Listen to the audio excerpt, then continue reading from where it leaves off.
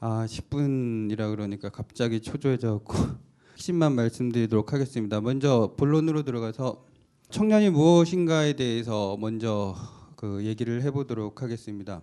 이건 돈 데스콥의 얘기고요. 내 세대는 인류 역사상 가장 똑똑한 존재이다. 이제 우리가 그들에게 배워야 할 차례다. 이제까지 한국에서의 주로 청년 담론이 고통과 혹은 비참함, 불쌍함, 그래서 도와줘야 되는, 혹은 그 반대편의 철없음, 혹은 뭐 아프니까 청춘이다라는 식의 역사적 규정이나 이런 것들이 없는 그런 규정들이 많이 되었다라고 저희는 생각을 합니다. 그래서 지금 도대체 청년이 어떤 것인지, 그리고 더 중요한 것, 그들에게 어떤 가능성이 있는지를 저희들은 주목했고요. 그런 관점에서 보면 저희들에게 볼 때 청년은, 내 세대는 인류 역사상 최초로 어른이 아이들에게 배워야 될 세대인 거고, 이걸 한국으로 적용을 시키면 어떤 이야기가 되냐면은, 한국의 청년들은 한국이 건국되고 나서 가장 교육 투자를 많이 받은 세대고 가장 똑똑한 세대라는 거죠. 그런데 문제는 뭐냐? 이들에게 기회가 안 주어지고 있다라고는 거죠.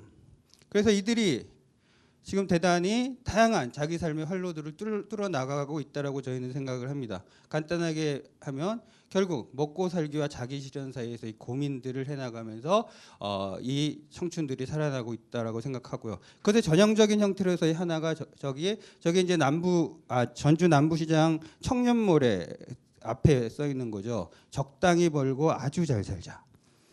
저는 저걸 너무 좋아합니다. 근데 물론 어떤 친구들은 아주 많이 벌고 아주 잘 살자라고 생각하는 친구들도 있죠. 또 어떤 친구들은 돈 버는 게 뭐냐, 그냥 나는 나의 꿈을 실현할 거다. 결국 돈 벌기와 꿈 사이에서 우리는 왔다 갔다 하는 거고, 그런 것의 여러 현상들이 지금 한국 사회 청년 문화에 여러 곳에 배어 있는 거라고 생각을 합니다. 예를 들면 작은 사치 같은 거죠. 삼각김밥 먹으면서 3만 원짜리 디저트 먹는. 그리고 사실 그 문화가 이 홍대부터 시작하는 여기 그 새로운 신흥 상권들을 불러일으키는 가장 핵심적인 문화적 현상 중에 하나인 거죠. 그리고 그게 잘 된 케이스도 있습니다. 레진 코믹스 같은 경우. 만화 좋아해서 오로지 만화로만 가갖고 요즘 돈 좀 벌죠. 그리고 이게 사회적 연대로 나타나죠. 기본급 200만 원이라는 만화가들에게 기본급 200만 원이 나타나는 그런 형태로도 나타납니다. 그리고 저희는 이 자기 만족을 하고, 그래서 요즘에 애들이 전부 개인주의화됐다 이렇게 한편으로는 비난하는 것에서도 또 하나의 가능성을 발견합니다. 그게 무엇이냐면은 개성과 연대의 가능성이죠. 왜?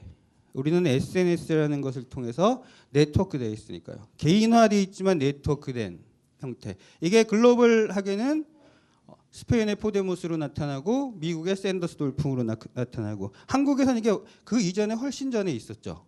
그게 뭐냐면은 노무현 현상으로 나타났습니다. 그래서 저희는 청년 정책에 대해서 근본적으로 변화하기를 요구를 합니다. 그래서 바로 이런 무한한 가능성이 있는 세대들에게 투자하지 않는다라면 그들의 자기 실현도 안 될 뿐만 아니라 한국의 미래도 없다. 그리고 저희는 정당이니까 가장 중요한 거, 이제 이 문제를 해결하는데 누가 나서야 되느냐? 정부가 나서야 된다라고 생각을 하고, 그래서 저희들의 정책을 펼쳐 나가는데, 이게 청년경제기본법이 저희들의 그 정책의 가장 기본이 되는 법입니다. 지금 이제 입안 제안 중인데, 여기서 보여드리고 있듯이 청년이 스스로 하고 싶은 일을 하면서 생활을 영위할 수 있는 권리, 자기 실현이라는 것들이 가장 중요하죠. 이 자기 실현을 하는데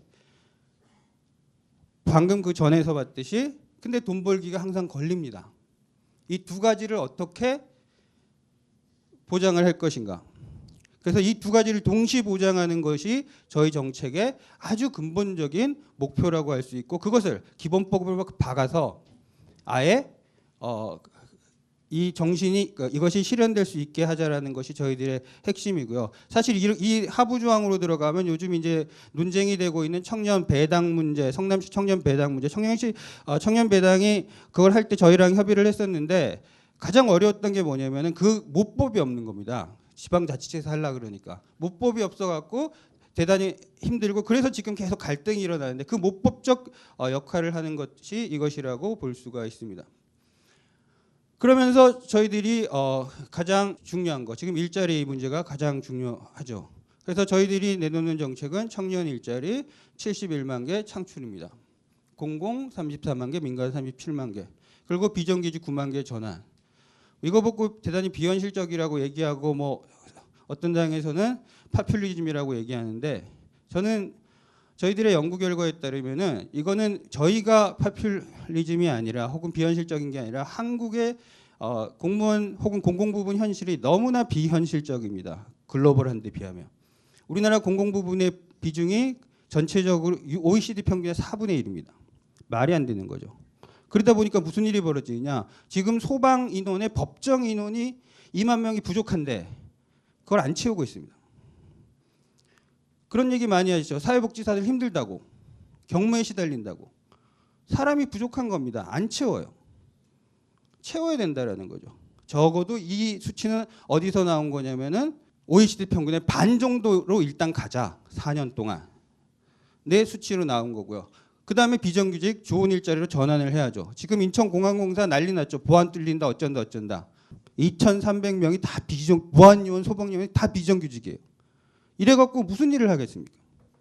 전환시켜야 된다는 거죠. 돈 없냐? 있습니다. 우리나라가 올해 청년 일자리로 2조 1천억을 씁니다. 이거 한때 인건비만 계산하면 공공부문 전환하는데 대강 1조 1천억 원 정도면 됩니다. 근데 예를 들어 우리나라 K무브에 1,200억 쓰고 1,200명 취직시켰습니다. 그것도 별로 좋지 않은 해외 일자리에. 한 명 해외 일자리 취직시키는데 1억 드는 거예요. 그 1억이면 구급 공무원 서너 자리 만듭니다. 왜 그런 쓸데없는 짓을 합니까? 자, 그래서 저희는 이거 일단 일자리를 만들어야 되고요. 그 다음에 이제 청년 주거권 문제. 우리나라에 지금 서울 같은 경우에 주거빈곤 상태에 있는 사람들이 한 36%. 저희들이 2014년 추계로 잡으면 17만 명 정도 됩니다. 그 부분을 대략 국민연금 10조 정도를 투자를 하면 대략 한 5만 개 정도의 매입형 쉐어하우스, 그러니까 새로 짓는 게 아니라 다가구나 이런 걸 사갖고 할 수 있고, 대략 이것에 대해서 5% 이자를 보장을 하게 되면 대략 한 달 한 30만 원 정도가 됩니다. 근데 지금 국민연금 작년 이율이 한 4.5% 되기 때문에 그것보다 다운시키면 20만 원대로 충분히 가능합니다. 그러니까 국민연금의 수익성도 보장을 하면서 청년 주거도 안정화시킬 수 있는 그런 정책이라고 할 수가 있습니다. 다음으로 학자금 대출 조건부 무이자 전환. 그러니까 이 얘기는 무슨 얘기냐면 학자금 대출이 올해 이제 2.7%가 됐는데 몇 년 전까지만 해도 5%였고 지금 5% 내시는 분들도 있습니다.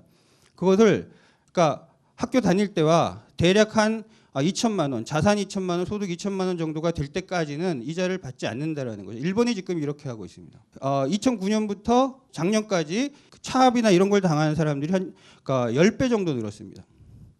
바로 그런 고통으로부터 빨리 벗어나게 하는 것.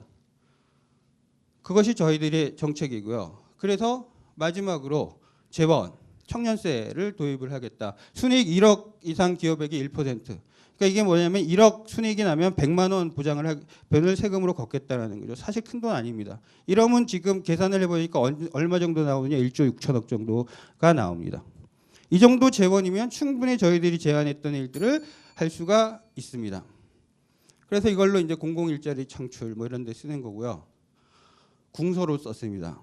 진지하게.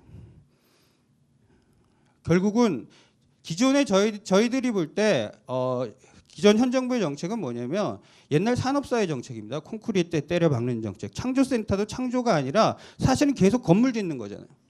지금은 하드웨어 시대가 아니라 소프트웨어 시대죠. 그럼 이 소프트웨어 시대를 살아가기 위해서 혹은 그 살아가고 있는 사람들에게 우리는 어떻게 할 것이냐. 결국 사람에 투자를 해야 되는 거죠. 청년에 투자를 해야 되는 거죠. 그래서 저희들은 청년에 투자를 해야 청년도 살고 미래도 산다라고 말씀을 드리고 그런 정책을 마련했다라고 말씀을 드리고 싶습니다. 감사합니다.